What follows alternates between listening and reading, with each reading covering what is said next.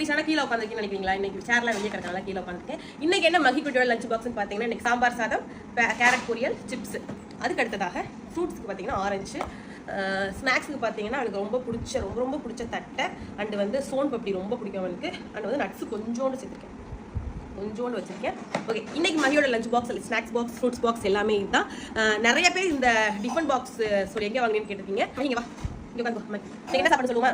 சாம்பார் சாதம் சொல்லு, கேரட் பொரியல், சிப்ஸ், ஃப்ரூட்ஸ்ல என்ன ஆரஞ்சு, ஸ்நாக்ஸ்ல என்ன தட்டை, இது என்னது சோன் பப்படி, ஓகே. உங்க பேபிக்கு என்ன சாப்பாடு கொடுத்தீங்கன்னு கமெண்ட்ல சொல்லுங்க. கமெண்ட்ல சொல்லுங்க.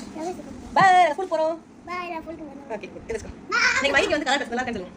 இன்னைக்கு ஃப்ரைடே எப்பவுமே அவருக்கு வந்து கலர் யூனிஃபார்ம் கலர் ட்ரெஸ் தான். ஓகே, போங்க அம்மா.